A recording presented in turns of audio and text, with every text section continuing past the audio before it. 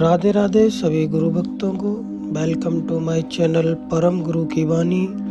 आज के सत्संग में हम श्री प्रेमानंद जी महाराज के द्वारा सुनेंगे पांचों इंद्रियों को बस में कैसे करते हैं, भगवत प्राप्ति के उपाय क्या क्या हैं और अपने जीवन को सही तरीके से सही इंद्रियों द्वारा कैसे जिया जाए, ये सब हम सुनेंगे और अपने जीवन में उतारने या धारण करने का प्रयास करेंगे। आओ सुनते हैं श्री प्रेमानंद महाराज के द्वारा सत्संग। अगर श्री कृष्ण के प्रति ऐसा किया तो तुम्हारे समस्त अनर्थ और पापों का नाश हो जाएगा, तुम भगवत प्राप्त हो जाओगे। संगा सर्वात्मना त्याज्या साचेत युक्तम न शक्यते। वैसे सिद्धांत है, किसी का संग मत करो। असंगोहम पुरुषा, किसी का संग। महाभागवतों के संग को मोक्ष का खुला हुआ द्वार बताया गया, ये किसी में नहीं है, ये महाभागवत जन है। यहां कह रहे संगा सर्वात्मना त्याज्य, ये शरणागति की बात हो रही।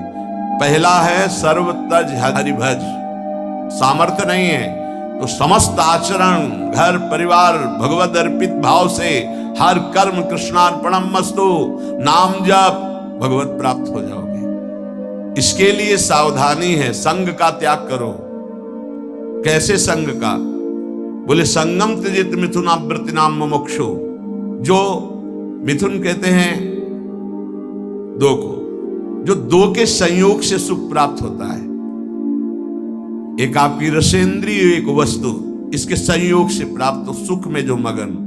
शब्द और श्रवणेन्द्रिय संयोग के प्राप्त से, शरीर और जनेन्द्रिय संयोग के सुख, रूप और नेत्रेंद्रिय, ऐसे जितना ब्रह्मा के द्वारा रचा हुआ सुख है वो मिथुन सुख है। जो स्वा से मिलता है वो भगवदानंद है, जो पर से मिलता है वो मिथुन सुख है। जब हम भोगते हैं तब सुख मिलता है, चाहे जिस इंद्रिय से हो। संगम त्यजेत मिथुन वृत्ति नाम मुमुक्षु। जो मुक्त होना चाहता है, भगवत प्राप्त करना चाहता है, उस शब्द स्पर्श रूप रस गंध का भोक्ता ना बन बैठे। कैसे फिर इससे निपटे? बोले भगवद अर्पित, भगवद अर्पित जीवन, भगवद अर्पित भोग, भगवद अर्पित विचार, मुक्त हो जाओगे। संगा सर्वात्मना त्याज्य, पूर्ण रूप से संग का त्याग कर दे। न विषय संग, न विषयी पुरुष का संग, एकमात्र महाभागवतों का संग, भगवत प्रेमियों का संग बड़ा दुर्लभ है। साचेत युक्तम न शक्यते। यदि तुम ऐसा नहीं कर सकते तो शासद भी सह कर्तव्य संता संगम्य भेषजम। फिर ऐसा करो, जो सतमार्ग में चलने वाले व्यक्ति हैं केवल उन्हीं का संग करो। जिनके पास बैठने से भगवत चर्चा होती है, नाम जप की बात होती है, भगवत कीर्तन, भगवत गुणानुवाद सुनने को मिलता है, बोधयंता परस्परम, ऐसा संग करो। चाहे स्त्री पुरुष, घर गृहस्थी, कोई भी हो, जिसके पास बैठने से भगवत चर्चा होती, भगवत नाम, ऐसे लोगों का संग करो। शासद भी सा कर्तव्य, यही कर्तव्य है कि जो सद आचरण करने वाले लोग हैं उनका। पहली बात तो संगम सर्वात्मना त्याज्य, पर ऐसा करना बड़ा कठिन। साचेत युक्तम न शक्यते, ऐसा सब नहीं कर सकते तो बोले संग करो। फिर किसका? बोले सासद भी, जो सदमार्ग में चलने वाले हैं, जो अपने कर्तव्य का पालन करने वाले हैं। संता संगस्य भेषजम, और कहीं संत समागम मिल जाए तब तो बहुत रोग से निवृत्ति होने की औषधि है संतजन। संत समागम मिला मानो संस्कृति के चक्र का अंत हो गया। बड़े भाग पाई सतसंगा, विनय प्रयास होई भवभंगा। भार्यादिरनुकूलश्चेत् कारयेत् भगवत क्रियाः, उदासीने स्वयं कुर्यात् प्रतिकूले गृहं त्यजेत्, तत्यागे दूषणम नास्ति यतो विष्णु परांगमुखः। यदि आप गृहस्थी में फंस चुके हैं, अब आपको भगवत प्राप्ति कैसे हो? तो कह रहे हैं स्त्री आदि परिवार जो भी है सबको भगवत परायण होने की शिक्षा दी जाए। सब नाम जप करो। हमसे अगर तुम अपनापन रखते हो तो 10 मिनट ही सही, पर तुम नाम जप करो। भगवत प्राप्ति के लिए कैसे घर का माहौल होना चाहिए ये बता रहे हैं। भार्यादि अनुकूलस, पत्नी को अनुकूल बनाओ।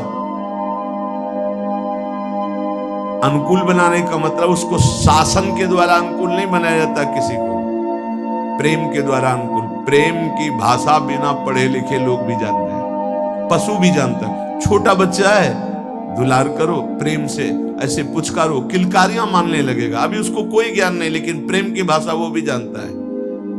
फिर वो तो अर्धांगिनी पत्नी है। लोगों के हृदय में पता नहीं क्या धारणा बैठ गई है, पुरुष रूप में हो गए तो अपने को पता नहीं ब्रह्म मानते क्या मानते हैं, कि लड़की वाला ब्याह करने आ रहा है, तुमको अपनी बेटी तुम्हारे घर में भेज रहा है, तुम्हारे जीवन भर के लिए तुम्हारा साथी चुन रहा है, तो लड़की वाले की तरफ ऐसी भावना की जाती मानो कोई पाप करके आया कि आज मेरी पुत्री सुंदर है, पढ़े लिखे है, पर हमारे पास धन नहीं, तो जहां जाता हूं अपमान होता है। नहीं, इतने में तो नहीं होगा ब्याह। तुम्हारा केवल लड़का है इसलिए तुम इतने गर्व में हो?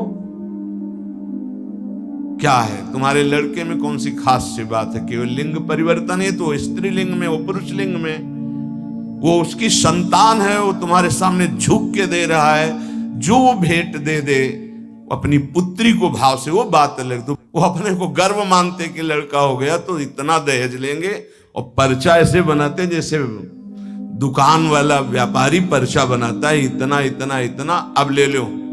तो ऐसे दूल्हे का हाथ पकड़ करके लड़की वाले को घर ले जाना चाहिए, राधे श्याम, क्योंकि हमने पैसा दिया है। कैसा विचार समाज का है। तुम अपनी कमाई से सुखी नहीं होना चाहते हो, अपनी पुत्री दे रहा है, कुछ न कुछ भाव से अपनी पुत्री को दे रहा है, तुम्हारा क्या भाव है?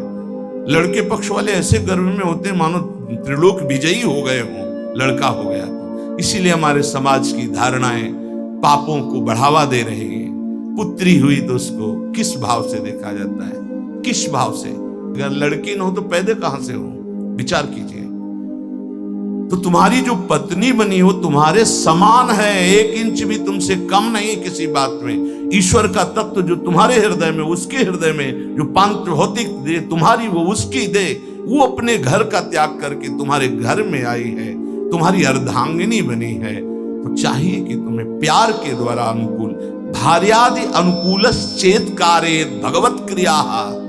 प्रेम में बड़ी सामर्थ्य है। किसका परिवर्तन प्रेम से नहीं हो सकता है?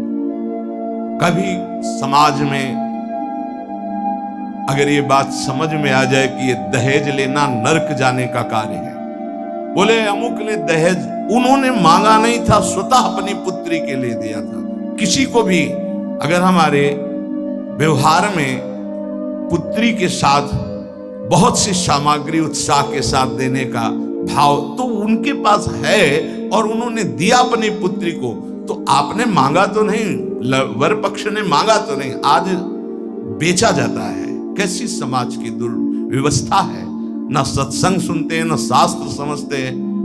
तो बच्चियों के प्रति कितना निकृष्ट भाव आ गया कि एक गरीब आदमी की यदि लड़की पैदा होती तो माथे पे हाथ रख करके सोचता है कि मेरा दुर्भाग्य। कोसते हैं कि तूने लड़की क्यों पैदा की।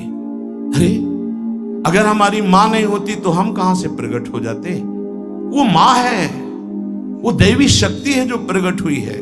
कैसी बुद्धि भ्रष्ट होती चली जा रही लोगों की कि बेटी के शब्द से उनको एक असौभाग्य लगता है कि अरे बेटा थाली बजाओ, चाहे वो पादुका से मार के घर से बाहर कर दे, बुढ़ापे में बेटी ही काम आएगी। फिर चलो पापा हमारे यहाँ बूढ़े पिता के लिए बेटी तैयार है प्राण देने के। आज बेटियों के प्रति भाव यहाँ शास्त्र आज्ञा कर रहा है, भार्यानुकूलश्च, वो तुम्हारी अर्धांगिनी। तुम उसके साथ ऐसा कोई व्यवहार मत करो जो तुम्हारे को कभी अनुकूलता की वजह प्रतिकूलता में आ जाए। वो आप ध्यान रखना। ब्रह्मा जी बहुत चतुर हैं। जब देखा कि बेटियों की ऐसी अल्ट्रासाउंड करा लिया, ये देख लिया, वो देख लिया, ऐसा भाव, तो काम ऐसी कि तुम हटा ही नहीं सकते हो। आगे की समझ गए होगे चर्चा। इस बात को समझो, तुम पाप करोगे तुम्हें भुगाने के लिए उसी जीवात्मा को भेजा जाएगा और ऐसे रूप में भेजा जाएगा कि तुम्हारा कुछ बस नहीं चलेगा। ये जो घर गृहस्थी में भ्रूण हत्या गर्भ हत्या में प्रार्थना करते हैं, आज वो समय नहीं कि बेटी हुई तो तुम्हें माथे पे हाथ रखना। आज राष्ट्रपति बनी बेटी भारत की। हम बार बार कहते हैं, अभी क्रिकेट मैच की पूरी बेटियां ही आई थी, बहादुर। एक सेना नायक आई थी, होश उड़ जाए उसकी दृष्टि मिलाने में। ये शेरनी भारत की दैवी शक्तियां है। कैसा विचार बन रहा है। पति अपने को भगवान समझता है, पत्नी को भगवत भाव में नहीं देखता है। कलह अशांति मची रहती है। अब अगर आप कह रहे हैं कि हमारी पत्नी ही ऐसी है, तो आज तुम बहुत सीधे साधे दिखाई दे रहे हो। तुम्हारे कर्म ऐसे थे कि उस देवी के रूप में आई हर प्रतिकूलता तेरे सामने। आप अगर आप अनुकूल चलना नहीं सीखोगे तो भगवान का विधान ऐसा है कि तुम्हें हर कदम पर दुख प्रदान करेगा। समान भाव। इसलिए भगवान शिव ने दिखाया कि आधा शिव तो आधा शक्ति। यही स्वरूप सब शिव स्वरूप है, सब भगवत स्वरूप है। यही होना चाहिए। अर्धांग पे विराजमान अम्बा और इधर भगवान शिव, इधर अम्बा का स्वरूप वही है, दूसरा कोई नहीं है। भगवान ही पत्नी के रूप में शास्त्र आज्ञा कर रहा है भगवत प्राप्ति के लिए। भार्यादिर अनुकूलश्च, पहले पत्नी को अनुकूल बनाओ। भगवान को अनुकूल बनाने के लिए परिवार में भगवत भाव पहले लाओ। कलह अशांति है सब। प्रेम में बहुत बड़ी ताकत है। इसीलिए हम कहते हैं आज हमारे जो भागवतिक प्रेम की तरफ चलने की बात, जाने दो सांसारिक प्रेम का नाश हो रहा है। ये जो चला है ना आजकल, बच्चा बच्ची का इधर उधर का भाव, ये सब ये प्रेम का प्यार का नाश कर रहा है। जो समर्पण होना चाहिए वो बिल्कुल बहुत सावधान, दोनों पक्ष को सावधान होने की जरूरत है। भगवत प्राप्ति गृहस्थी में कैसे करनी है तो बता रहे हैं कि भार्यादि अनुकूलश्चेत कारेत भगवत क्रिया। दोनों मिलकर के भगवत क्रिया करो। पति पत्नी मिलकर धर्म अनुष्ठान करते हुए, घर गृहस्थी के कार्य भगवत समर्पित करते हुए, दोनों नाम जप करते हुए। देखो अभी ये जो आप गर्भ हत्या, भ्रूण हत्या, गर्भपात करते हैं, आपका नाश कर देगा। आपको पता नहीं, ऐसी जगह आपको पीटेगा कि आप न बता पाओगे न रो पाओगे। हमारी प्रार्थना मान लेना, ये जो गर्भस्थ शिशुओं के साथ अत्याचार होता है, इसका परिणाम बहुत बुरा होता है। महान तेजस्वी अस्वस्थामा ब्रह्म ऋषि गर्भस्थ शिशु परीक्षित पर प्रहार किया तो ब्रह्म तेजहीन करके मुंडन करवा कर आज भी वो त्राहिमाम बोलता हुआ जहां भी होगा अस्वस्थामा, आज भी वो परेशान घूम रहा, केवल गर्भस्थ शिशु परीक्षित पर ब्रह्म अस्त्र का प्रयोग करने के कारण। और आप तो प्रयोग के, आप तो मार देते हो, आप नष्ट कर देते हो। सत्संग में आए इसलिए सबसे प्रार्थना है, अगर गर्भ हत्या किए तो उसका प्रायश्चित कर लो, और भूल से भी आगे कभी ऐसा मत करना। संयम से रहो, ऐसा कोई कार्य मत करो जिसमें पापाचरण हो जाए और भगवत प्राप्ति के लिए तुम्हारा उत्साह ही कभी न बने, ऐसे पाप बन जाए।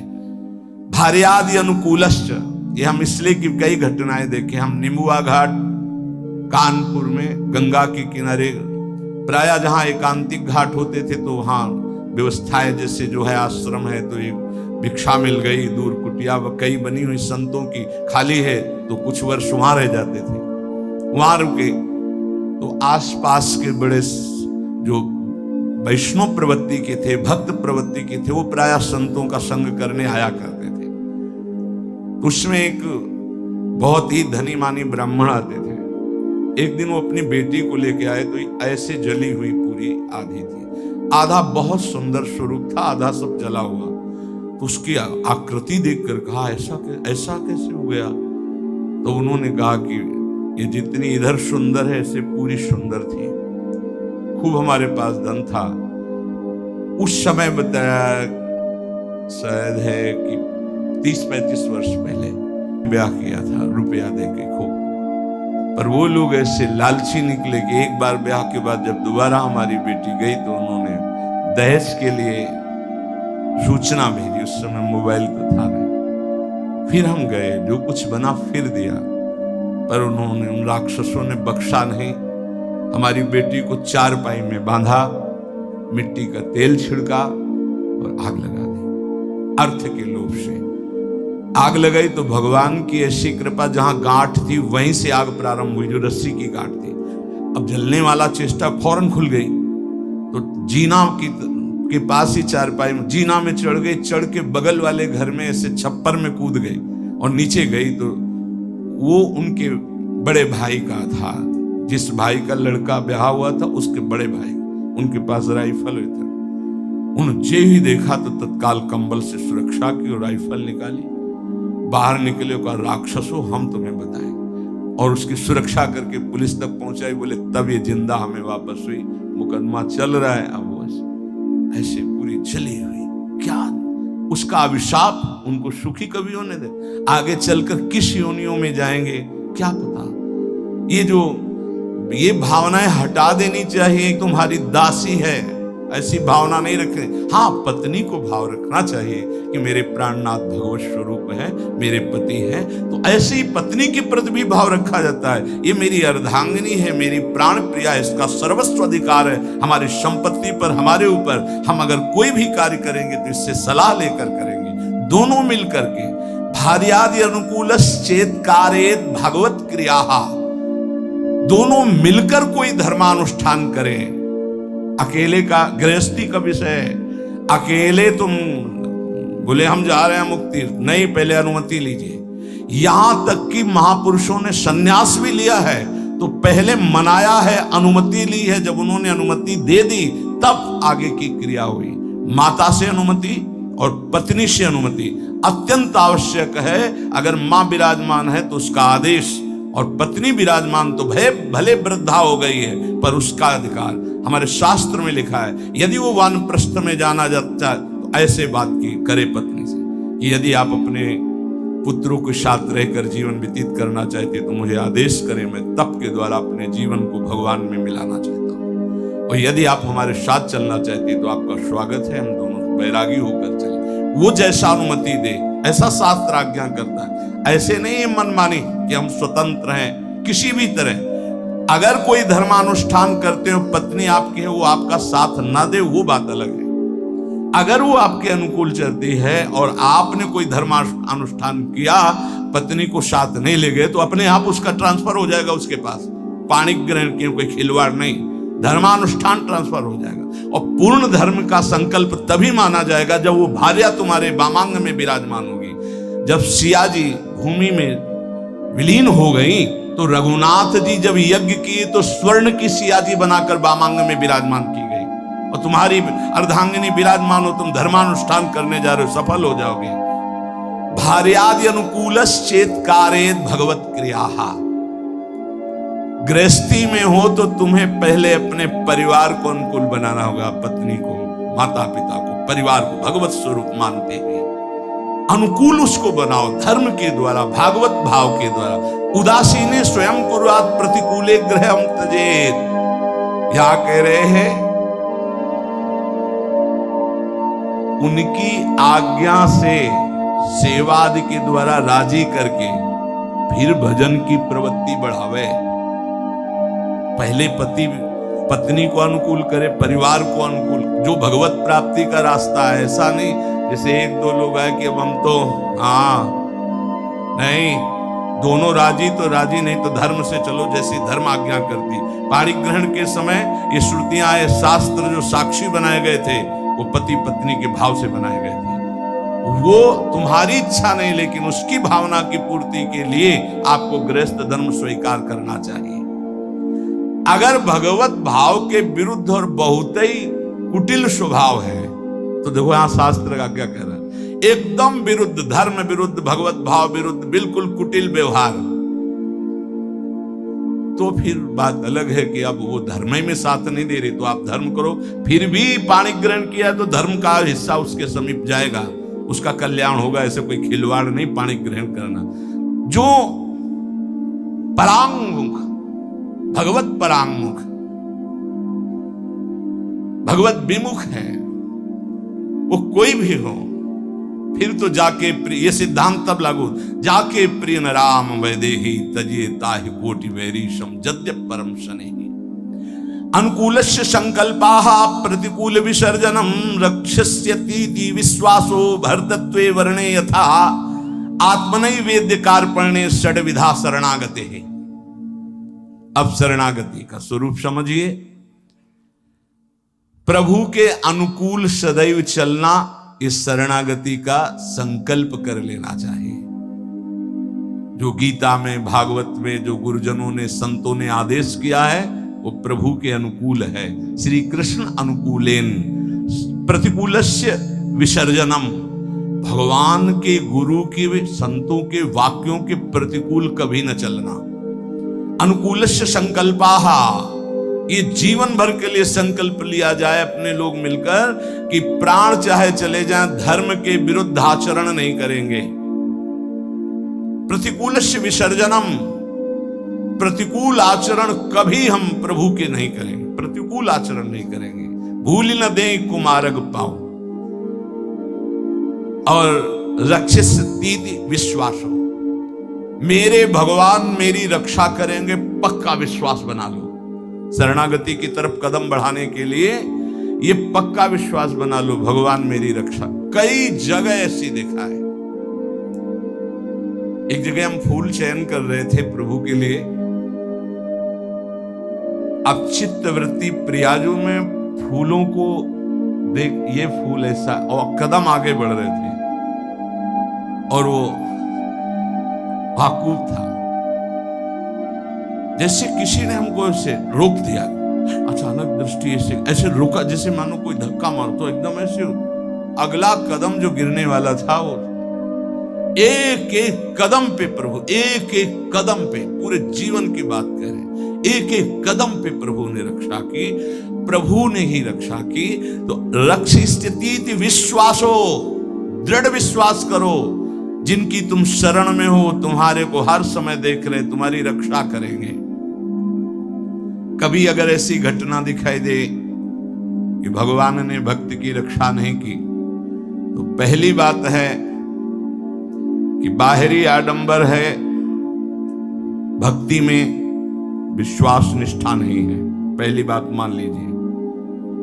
बाहर से कभी कभी इतना लुभावना स्वरूप होता है कि हनुमान जी जैसे परम ज्ञानी भी लुभायमान हो जाते हैं। जिस समय वो राम राम का कीर्तन कर रहा था, संत भेष था, पर्णकुटी थी, सरोवर था, बिल्कुल फिट ऐसा लग रहा था, जन्म जन्मांतरों से ऋषि ही है, वो है कालनेमी राक्षस था ना। हनुमान जी जैसे परम ज्ञानी प्रभावित हुए कि नहीं हुए? हूं जाके प्रणाम किया, बोले मैं बैठे बैठे देख रहा हूं। अब रावण का पार्षद, उसको पता है युद्ध हो रहा है, बोले राम रावण युद्ध हो रहा है। मुझे पता है आप संजीवनी बूटी लेने जा रहे हैं। महाराज आप तो त्रिका लग गए। बोले हाँ, तुमको भी त्रिका लग बना सकता हूं।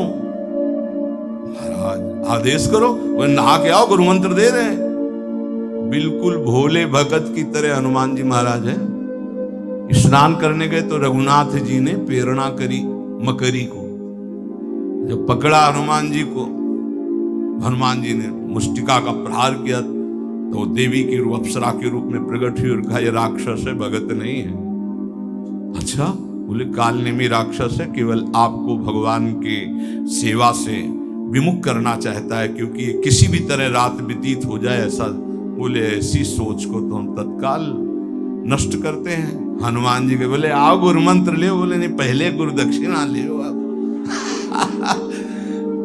पूछ में लपेटा, गुरु दक्षिणा दी, जय श्री राम। देर नहीं लगी, पहुंच गए द्रोणागिरी पर।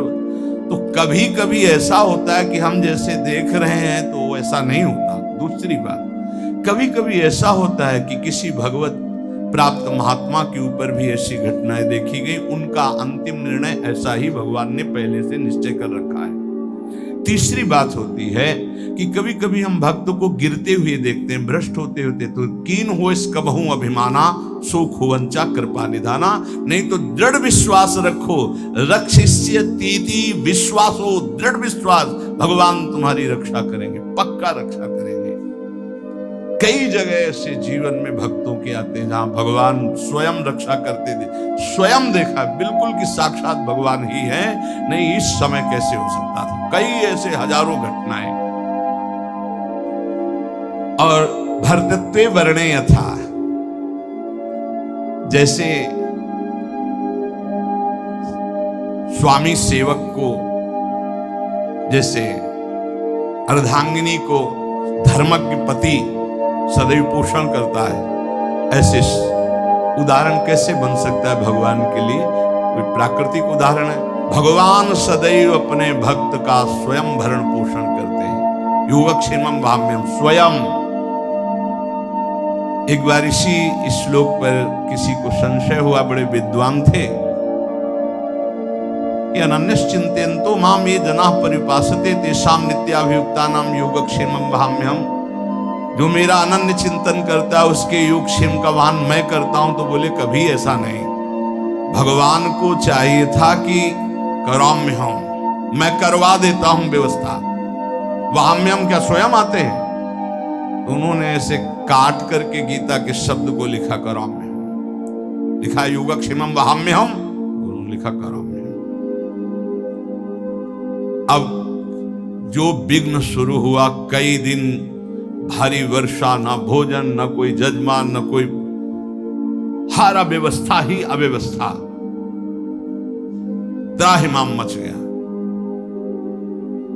स्वयं भगवान श्याम सुंदर भोजन की सामग्री सब लेकर के आए। जब वो घर पे नहीं थे, गए हुए थे, देखा बड़ा सुंदर बालक और यहां से खून निकल रहा है, रक्त निकल रहा है। तो उन्होंने कहा कि बेटा ये कैसे? उनकी पत्नी ने कहा, तो उन्होंने कहा मां, ये जो विद्वान ब्राह्मण तुम्हारे पति हैं, उन्होंने चाकू से हमें काट दिया है। ऐसे निर्दयी कैसे हो सकते हैं? तुम किनके बेटे हो, कौन हो? बोले मत जानो, मैं आपको भी और आपके पंडित जी को भी बहुत प्यार करता हूं। ये लो सामग्री, कई दिनों के लिए ऐसी सामग्री, और ये लो रत्न रख दिया, इन्हीं से खूब खाते पीते रहना। उनको बता देना कि ऐसे अपराध न किया करें। जब पंडित जी लौट के आए तो उनके अर्धांगिनी, तुम इतने निर्दयी हो गए हो, तुमने इतने सुंदर सुकोमल बालक के भाल पर चाकू मार दी, पागल हो, पागलों जैसी बात कर। बोले विश्वास करो, देखो ये सामग्री, रत्न आदि वो रख गए हैं।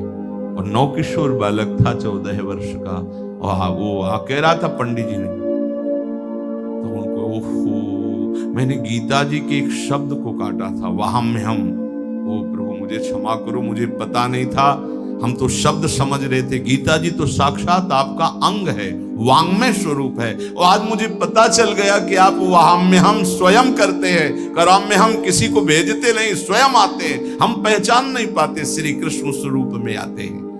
तो विश्वासो भर्तृत्वे वर्णेय था, भगवान तुम्हारे जीवन भर और जीवन के बाद का भी ठेका लेते हैं यदि तुम शरणागत हो।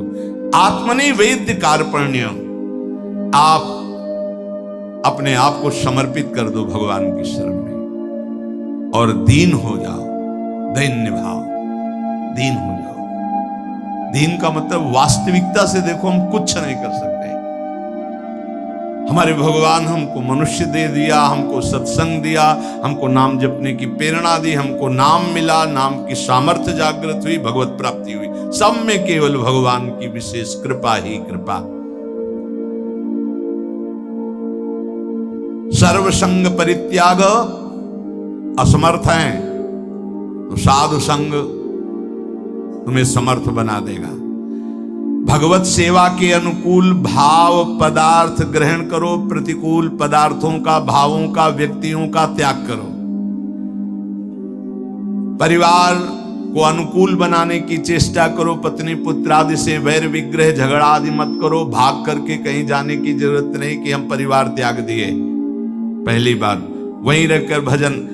यदि वहां सब प्रतिकूल व्यवहार है और भगवत विमुख जन हैं, फिर आप आपके लिए सभी छूट का है। धन्यवाद। क्या आपने पूरा आप सत्संग अपने सुना भगवत और भाव को अपने पुष्ट कर सकते हो। इन प्रवचनों को पांचवा, जीवन में उतारने का दृढ़ प्रयास विश्वास करें प्रभु में, और सुखी जीवन आत्मनिवेदन जीने का प्रयास करें।